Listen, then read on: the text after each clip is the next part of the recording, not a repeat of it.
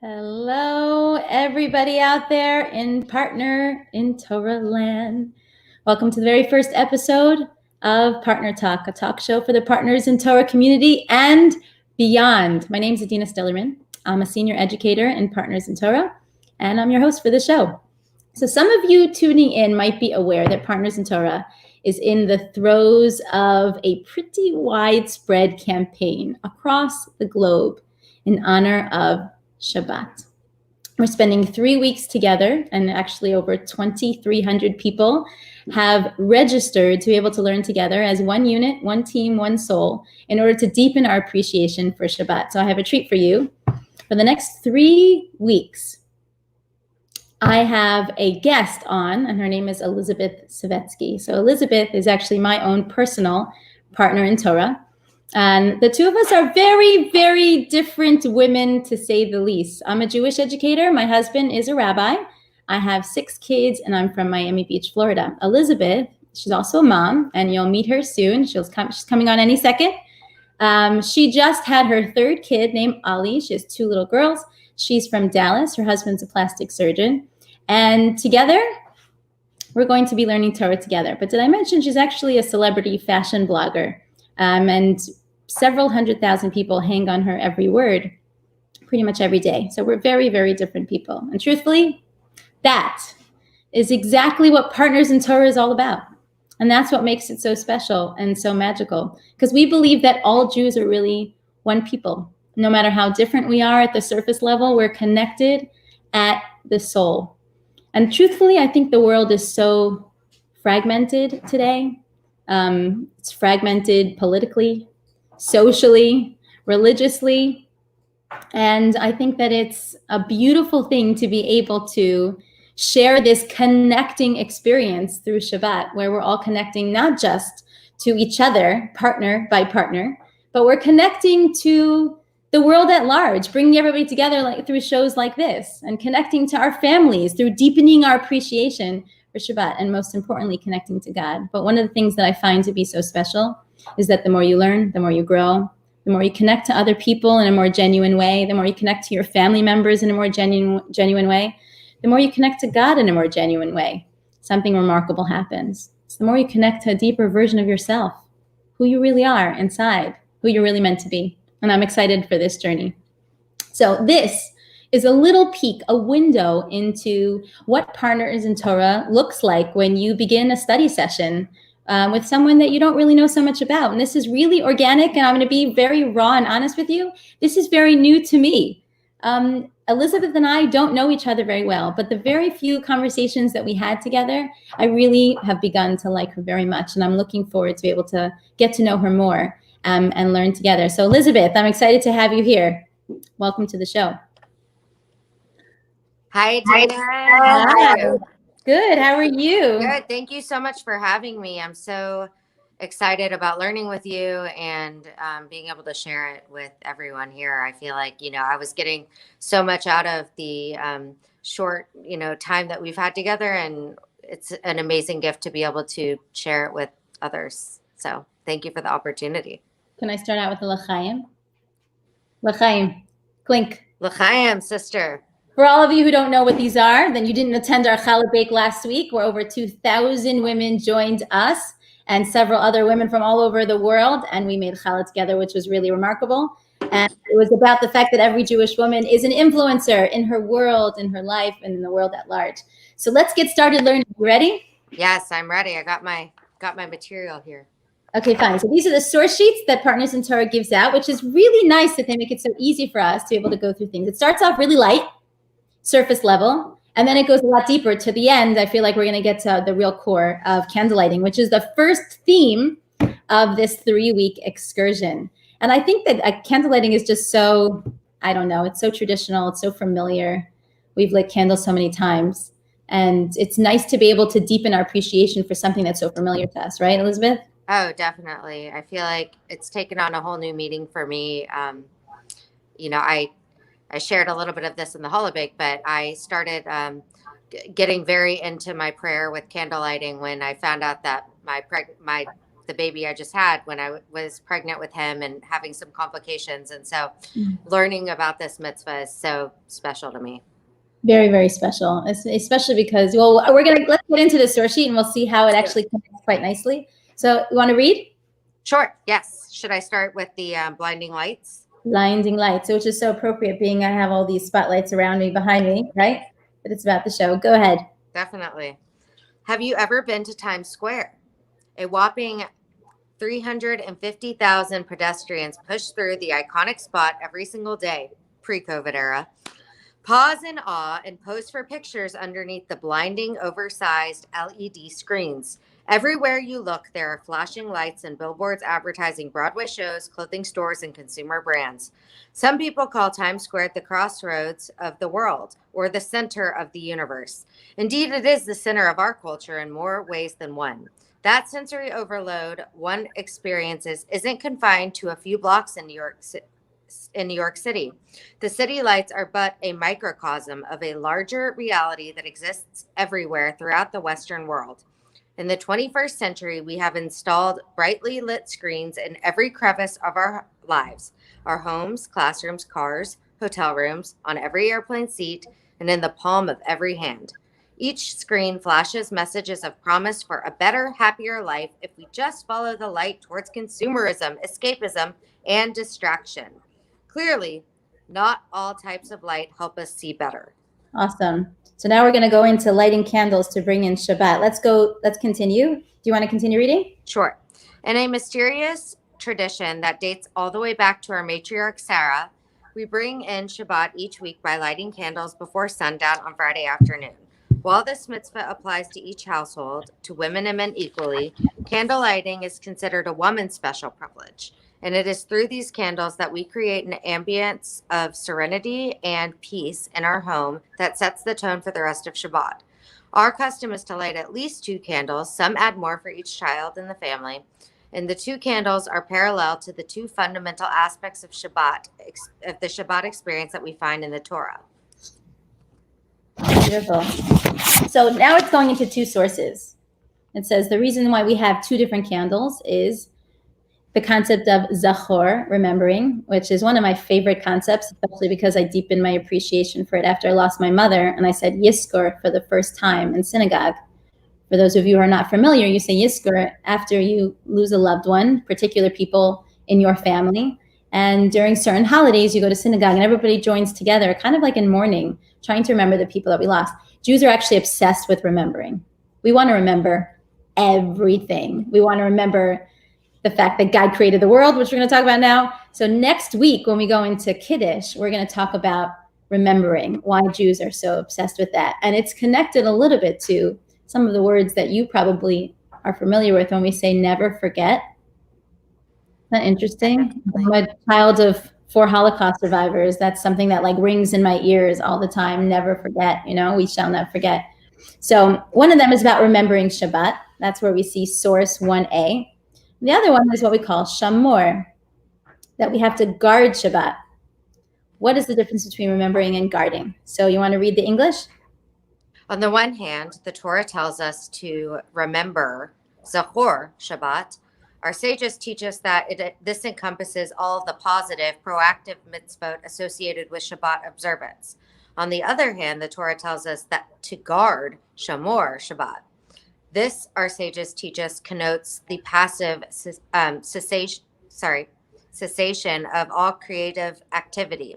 It is these 2 aspects of Shabbat that are represented in our lighting of the 2 Shabbat candles. In the first moments of Shabbat each week, the Shabbat candles give us a brief and profound masterclass in how to experience Shabbat to the fullest. Our goal on Shabbat must be to disconnect so that we can reconnect. We disconnect from our day-to-day pressures and distractions and reconnect to ourselves, our families, and our relationship with God. On Shabbat, these 2 objectives are inextricably linked, very much like the 2 Shabbat candles themselves. In order to reconnect to what is truly important to us, we must first disconnect, albeit temporarily, from that which might distract our focus. Without first disconnecting, the lighting of our Shabbat candles would be akin to lighting a candle in the middle of Times Square, a distracted and futile attempt to have any meaningful impact. So interesting. You know why? Because I'm sure you do date night with your husband every once in a while. Yes. Right? So imagine if you do date night and you expected to be able to connect to each other on a deep level, which is so often hard when you've been married for quite some time, and you have busy jobs that pull you in different directions and kids that pull you even more. Then you show up at the restaurant together, and the only way you can truly disconnect is probably you want some ambiance, like a brightly lit restaurant where there's lots of things going on and the two of you have your phones on the table. Not gonna happen. No. So what are some things that you do? So you put the phone, we have a rule actually on date night. We had date night last night, and we put the phone in the pocket or in the purse, and it stays there. And you go somewhere where it's low lighting and, that's conducive to conversation because, It's interesting how candlelight is something that really does set the tone for connection. It does. Because what it does is it kind of blocks out some of the peripheral images so you could focus on the person that's lit right in front of you. Phones away, distractions away, and you hope to be able to connect. It's almost like the two have to be twins coming hand in hand. In order to connect, one must disconnect. Exactly. Yeah. It's the difference, I guess you could say, between, like Thanksgiving dinner in my house, and then you have like a Shabbat dinner. Thanksgiving dinner, it's supposed to be about connection. But hey, we live in the 21st century. I can't seem to be able to put my phone away. My kids are pulling in different directions where they want to go somewhere or do something. And there's so many things that are put into place, starting with the candlelighting, saying it's time to be able to lay low and bring in a new type of light. So let's continue reading. This is one of my favorite parts of the source sheets. And it's about Siagasa. Go ahead. Sorry, are we at the source 2a Talmud? Yeah, absolutely. Okay, good. I just wanted to make sure. More Talmud today than you've ever learned. I don't know. Definitely. In your life, right? Definitely. Go ahead. It's opening the door. Taking large steps reduces one's sight. The loss of sight is restored through the Friday night Kiddush. And you can continue to the next one. I thought that wine restored my sight too. I mean, during Kiddush, one should set their eyes on the candles as well as on the cup of wine. This repairs the damage caused by running. What I find to be so interesting about ancient sources is that it's never meant to be looked at face value. Why? Because if it's written in a cryptic way, it's there to be able to invite you in to study it. If it was clear, if it was written in black and white, giving you all the answers, you wouldn't be able to participate in the process of coming up with the answers, trying to search for the interpretations. And there are multiple interpretations. Some of them speak more to you and fit into different things in your life, and some of them don't speak to you as much. But the goal of learning, what we're doing right now, is not about getting answers fed to you. It's about the art of discovering. It's about learning and searching. I once actually opened up a Chinese fortune cookie. I don't even know if I should be quoting a Chinese fortune cookie, because I can imagine the people that write those little things are not the wisest of people all the time. I mean, they're computer generated, I presume. But I said, like, teach me and I forget, but involve me and I'll remember forever, which is, so important when it comes to teaching our children as well, allowing them to discover the answers on their own. That's why this seems a little bit cryptic. Like, what is it talking about? Large steps? Running? Yeah. What is this? Like, if you actually run, then you're going to become blind? Right. And focusing on the Kiddush helps the sight. What does that mean? Yeah. Exactly. Right. Yeah. So let's look at the discussion question. I'm curious to know what you think it's talking about. On the surface, this seems like voodoo medicine. Yeah, it does. If running blurs a person's vision, how would looking at the Kiddush wine and Shabbat candles help to restore that vision? Although many commentaries take the Talmud's remedy literally, Meiri maintains it is not the Friday night Kiddush wine per se, which repairs the damage caused by running. Rather, I'm stopping you. I want to know from you. Before you read it, I want to know, what do you think it is? Because Partners in Torah likes to give the answers to you, but I want to see where you come from. I would say that it's the act of like like the self-discipline to turn off from your weekday life and tune in to your Shabbat life, which is our real core. Yeah. And so what does that mean when it comes to eyesight and running? I guess running during the week. And then you totally forget what your whole life's purpose is throughout the week when you're focused on all your tasks. But then Shabbat comes and it's our moment to plug into what really matters and and like the core of ourselves and our essence and what we hope our life can bring. The question is, think about it for a second. Like, let's be real. Why can't we just do it? Why can't we just unplug? Why can't we just slow ourselves down during the week? Why are we so addicted to the running? I think it's our nature. We're just driven to do more and push. And I think we lack self-discipline to be able to take that time. So true. We are actually creatures of habit, and we are very much creatures that get addicted quickly to, the thrill of the chase, the thrill of accomplishment. And I think today, more than maybe previous generations, where we are like living in the lap of luxury, having everything in our fingertips, that like the only thing left that we crave being the fact that we're not starving and that we're not at war, is we're just looking to achieve and do and build and become someone. And no matter what we become, we're never enough. Have you ever felt that way? Oh, yeah. And you totally lose perspective of what your initial goal was, because once you've achieved that, you're on to the next thing. So yeah, I know, just for me personally, I mean, we're both living in America where we have every single thing at our fingertips to be able to achieve pretty much whatever we want. And if I would have looked back, I don't know, 15 years ago and, dreamed of what I am today with, thank God, all the kids, and love my job and love teaching, I would have been satisfied, but I'm never satisfied, because something chirps in my ear all the time that says, be more, do more, keep going. So therefore I wake up every morning. I don't know about you, but maybe this is like a mother thing. I wake up every morning and immediately what pops into my head is my to-do list. Are you like that? To-do list. Oh, yeah. I like by 7:05 a.m. I'm like just spiraling. So that's what happens. I think when you run so much, then it does change your eyesight. You have no choice. And it has to be restored in some way. Eyesight means that this is your channel for you to be able to process the world around you and to be able to exist. So when I wake up, I think as soon as I light my candles, and that's what I move from, like my to-do list to be list. Moving from the to-do list to the to-be list. What do I want to be? And I never get to do that on a Wednesday, ever. A to-be list. I love that. And yeah, I mean, I know that moment right after you light the candles, when you breathe out the week and you breathe in Shabbat. That's that feeling of now I'm going to connect. I love the way that you said breath, because often, especially, yoga experts that say that breath is something that really does slow you down and start to clear your thoughts. But the word for breath in Hebrew, do you know what it is? No, it's not coming to me. It's actually not a commonly, I wouldn't necessarily use it on a regular basis, but in biblical Hebrew, one of the first times it's ever, the first time it's ever mentioned in the Torah is all the way in the beginning of human existence, when it says Neshimat Hashem, which is the breath of God. That's what we call the soul.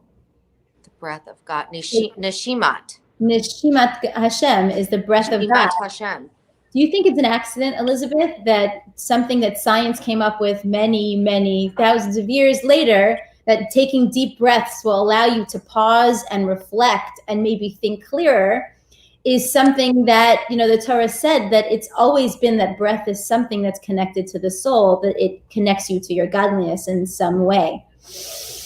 Breathing in and breathing out. Because it's that moment of pause. Yeah, that's something that I enjoy especially because there's a kerfuffle before you light candles. I don't know about your house. My house is slightly chaotic. It doesn't matter when you started preparing. Never. Never. It's not something I should admit in public, but sometimes, like the running joke in our family is, it's like, King Kong is coming. Help! the sun is, coming down, and Hebrew we call Shkia is coming. If someone doesn't know what that word means, then it sounds like it's a monster. That moment where you could take a deep breath, recalibrate, and then just enter into a different type of vision. To-do list, then to-be list. That slowing down process does allow you to. So let's see if we can read through what Partners in Torah prepared for us here, which I think is so beautifully written and so speaks to me so deeply. In a similar vein, the loss of vision that occurs from running may refer to the loss of perspective, which arises from those blinding lights of our busy week.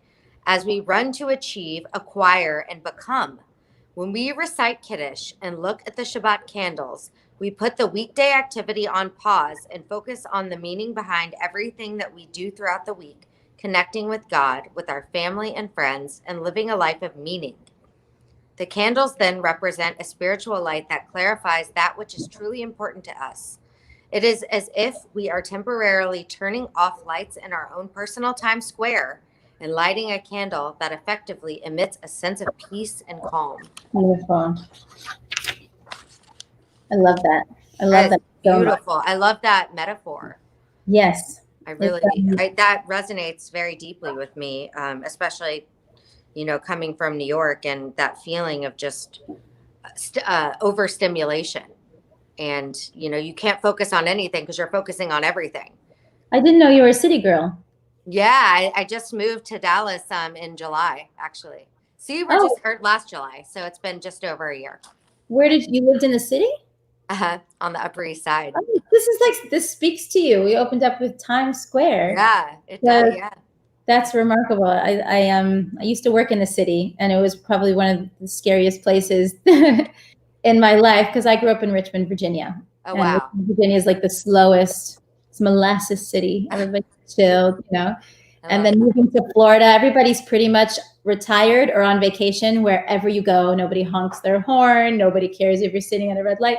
Nobody has any place to go. Sometimes I feel that way. So can you imagine how I felt being in the city? It's very overstimulating. It's true. Yeah.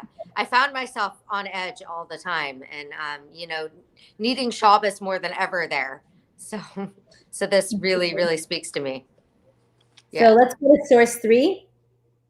Source 3, Talmud, Shabbat 25a. Okay.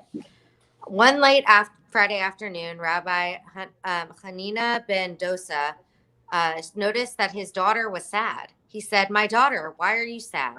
She said to him, "I mistakenly exchanged a flask of vinegar for a flask of oil and used the vinegar to light the Shabbat lamp." He told her, "My daughter, why does this bother you? He who told the oil to burn can tell the vinegar should burn. Tana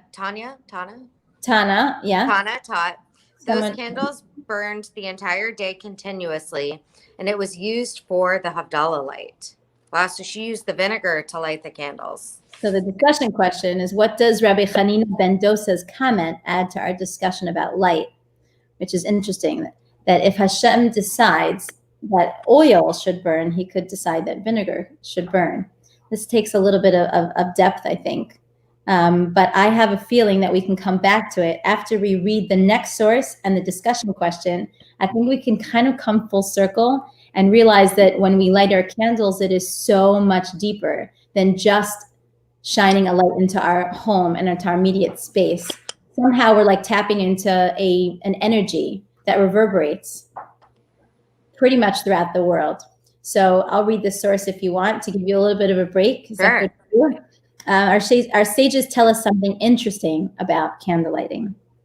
This is in the Talmud. It says, Rav Huna said, "One who is accustomed to candle lighting will merit children that are Torah scholars," which I think both of us are mothers, so this is something that we like to see. And we all know that people, this is the discussion question, who regularly light Shabbat candles and whose children are not Torah scholars. Yeah. Well, then can my kids all 6 from top to bottom, and my dog too, Torah scholar, right? I don't have a dog actually, but if he did have a dog, he'd be a Torah scholar because I light my candles every single week. How then can the Talmud make this seemingly blanket assurance? If you light candles, then they'll be Torah scholars. And the Talmud's message about having children that are Torah scholars is perhaps that children's values are shaped, and this is the biggest deal, not by what they are told, but by what they see and by what they intuit about their parents' deepest values. And in most cases, children organically absorb their mother's commitment, we turn the page, and passion for Judaism as expressed by her innermost thoughts during candlelighting. If the mother values Torah study like you and I are doing right now, and the secret is that my son actually he accompanied me into this recording studio today. He's right behind my computer screen. He sees I'm learning Torah with my study partner. You could say hi, Mo. He's right behind me. Hey, Mo. And so he sees it. So if the mother values Torah study or any other spiritual pursuit, her children as a natural consequence will aim to pursue those values and strive to excel in them. So often we want our children to excel and strive. I think there's something really special about that. And that's why this prayer that I think is so beautiful and included here. Did you know that there's a special prayer that you can say after you light your candles? I did know it. And you know something, my 6-year-old daughter made for Mother's Day for me last year, made me a beautiful copy of it. But you know, I a lot of times don't remember to say it. So I'm glad to be reminded. Yeah. Our favorite part of it is it says, anybody who has the source sheets that are, if you're tuning in now, then you can follow along. You can read it on your own. But, and if you don't have the source sheets, then you have to sign up to Partners in Torah /Shabbat. And then you can sign up for the program and you'll get these sheets. But it's such a beautiful prayer because we're asking our children as if they're candles in and of themselves. We want them to illuminate the world, illuminate the world. So we're lighting these candles, and of course it's customary, often women don't just light the two, they light one for each and every one of their children, and that makes such a deep impression on me as a mother, where I feel like I'm the one who's lighting up my children. Literally, I like the Shamash on Hanukkah, that candle, that it's their job to be able to share that light and set our children ablaze. It's actually the concept of a candle is known as a comparison to the neshama of a human being. A human being is like a candle. That's why we light a candle when someone passes away and their neshama goes to the next world. We literally light our children ablaze. But it's not necessarily by what we say to them. Take your Hebrew classes, put on your yarmulke. You know, there's like a whole slew of different things that we want them to do by instruction. And that's what they usually get in school. If you send your kids to Jewish school, they'll tell them, it's good. You have to send your kids to Jewish school because then they really, but at the same time, what do they really see? They see like religion is in school, but relationship, looking at Judaism as a relationship with God, they see it with your expressions in your face when you close your eyes and they realize you're really talking to someone. It's true. Absolutely. And you need it, right? Yeah, I really believe that the best lessons are taught by example.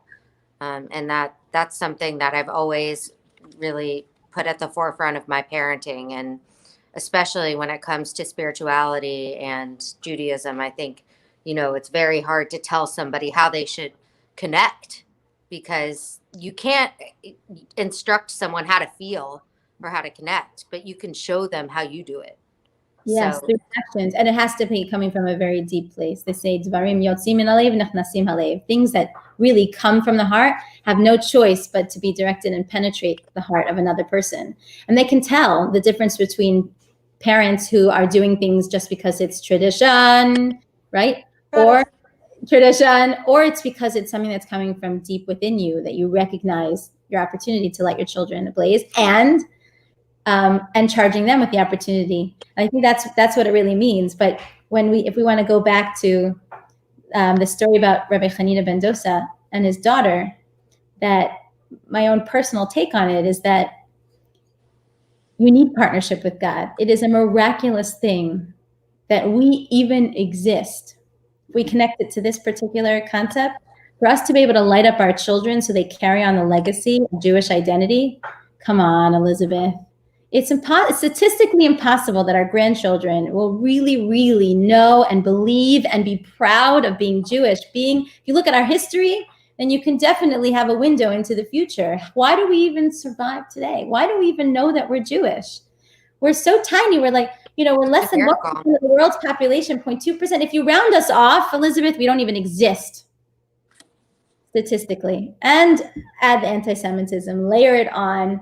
Why are we even around lighting those Shabbat candles? It's illogical. It doesn't make any sense. It's like vinegar burning. Yeah, I love that.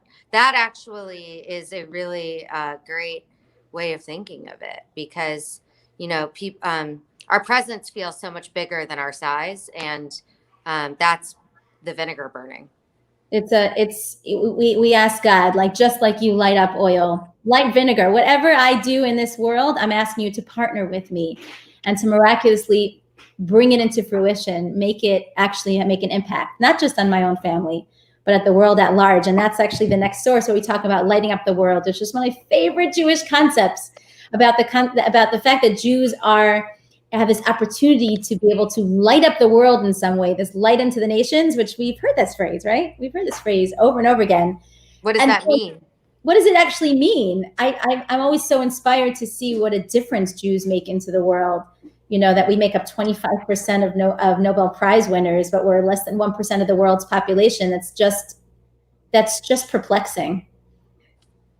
And the concept of lighting up the world is you need a tiny little candle can light up an entire room. It enters into every single crevice of space. The darkness is dispelled by a tiny little candle. That's the Jewish nation. That's the power of light. The tiniest little piece of light can actually light up the world. So let's do source 5A.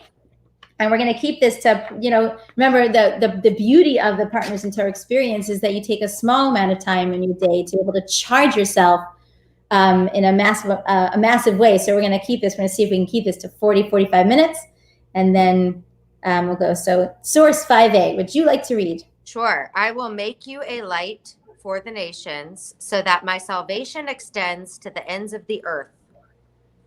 We often hear the expression that Jews are meant to be a light unto the nations. What does this idea mean? We just asked that.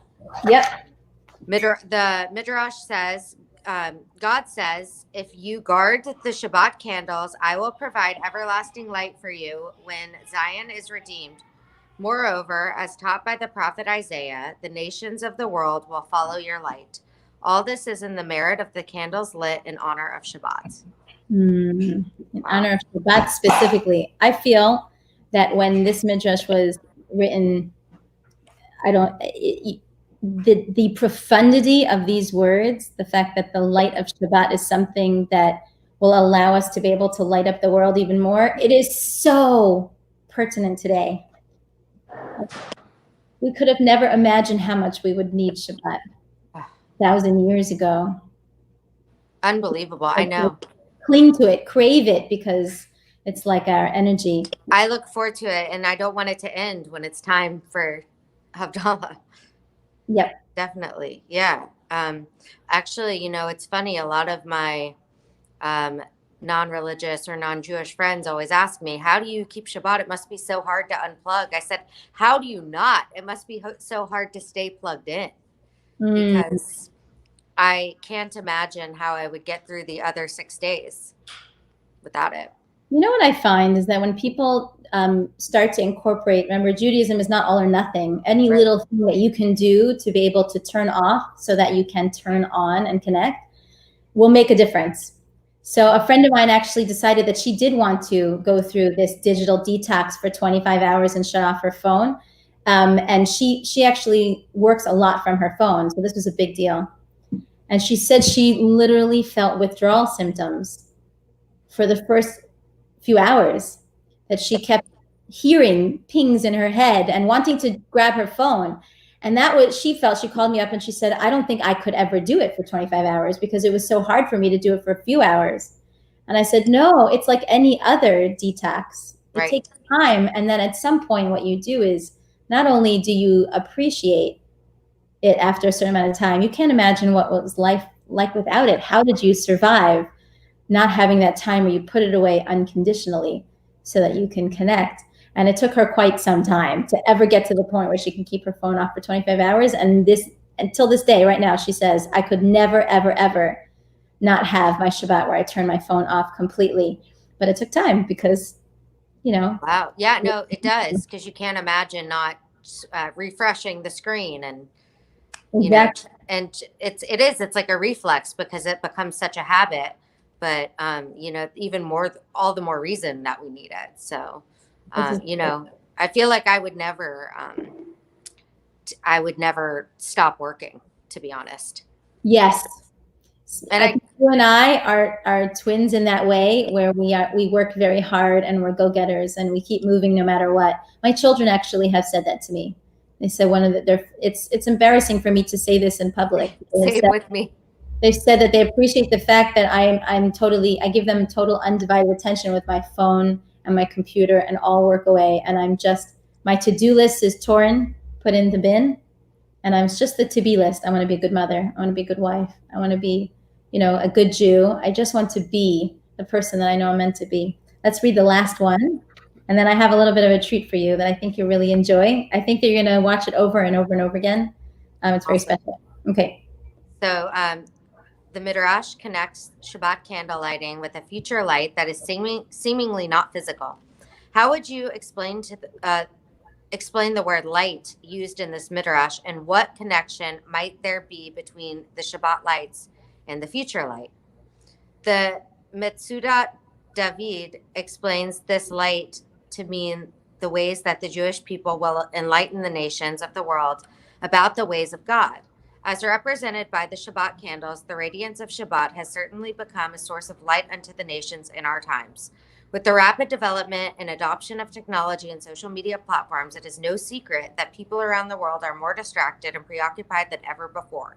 Our overuse of technology has proven to dramatically affect our relationships, our happiness levels, and our physical and emotional well-being. And so people around the world have warmed up to the idea of a digital Sabbath, a designated day each week to disconnect from the barrage of pings, tweets, pixels, emails, and texts.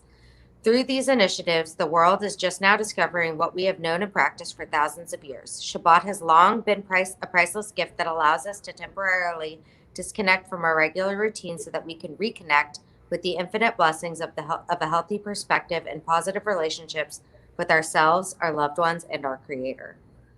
Beautiful. I want to show a video to you, and then I want to give you both of us a blessing and a call to action for this Shabbat, because it's so nice that we can just like jump into it tomorrow with having a different perspective. So I'm going to show a video. As I spend day after day confined to my home, my thoughts are anything but confined. They travel at lightning speed around the world to China, Italy, Israel. I see shopping malls, airlines, schools. Everything has been completely shut down. I have so many questions. After all of this is over, which businesses will survive? Which institutions will survive? Which of us will survive? And will it ever be over? Will the world ever be the same? No one has the answers right now. We're all in total darkness. Will someone please shed a little light? Light. A little candle can go a long way in a dark world. I always wondered if that's why Jews are so obsessed with candles and fire. Think about it. We've been lighting fires for thousands of years. We bring in Shabbat with fire.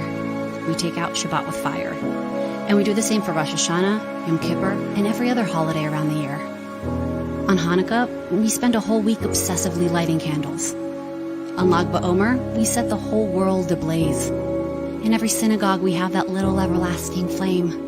And of course, when someone passes away, we light a little candle to remember them.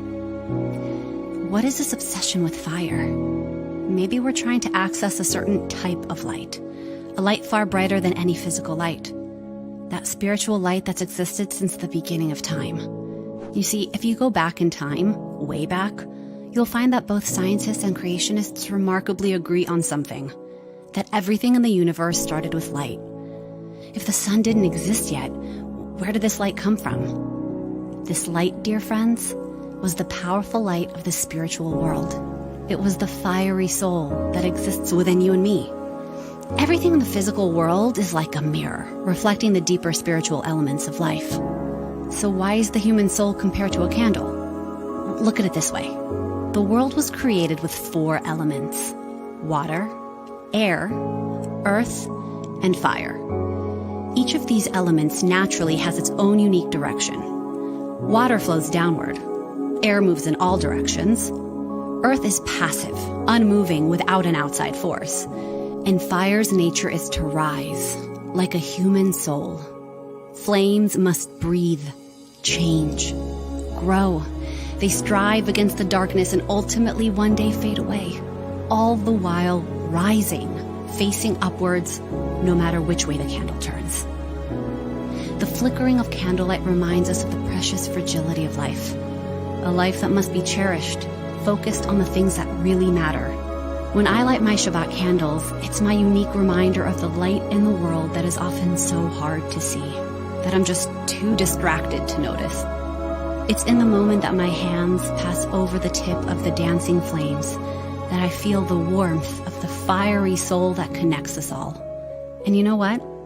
When I light my candles, I think of the millions that came before me who lit their candles in the darkest parts of our history. And when I think of them, I realize I'm not alone. I am part of the greatest legacy of what it means to be a light unto the nations.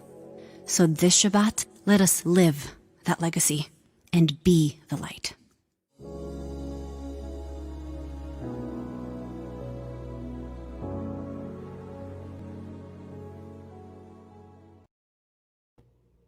That was beautiful. So I don't think it's an accident, Elizabeth. I don't think it's an accident that part of our tradition of lighting candles is to cover our eyes while we make the blessing. Remember, we opened up by saying that long strides create this blindness that we can't see.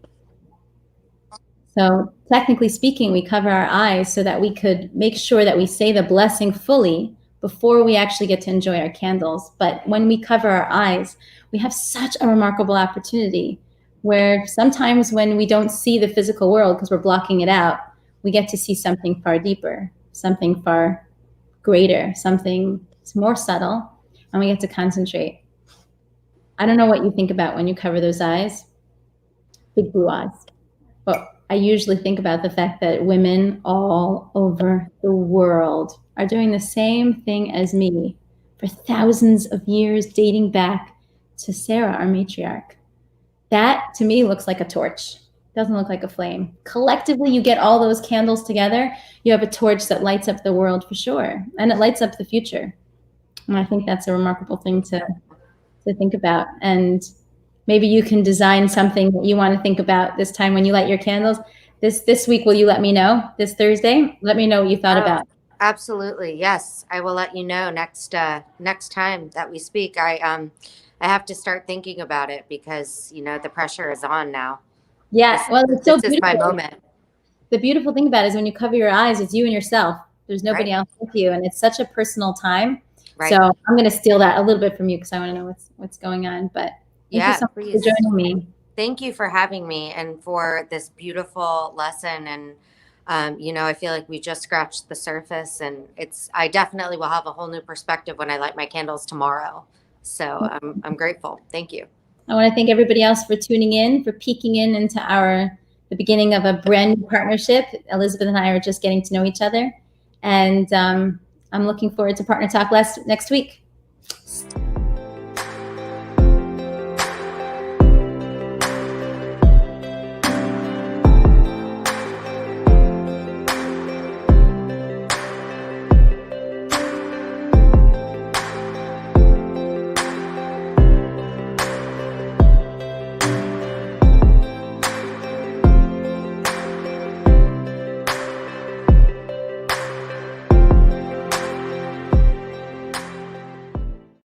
Myself.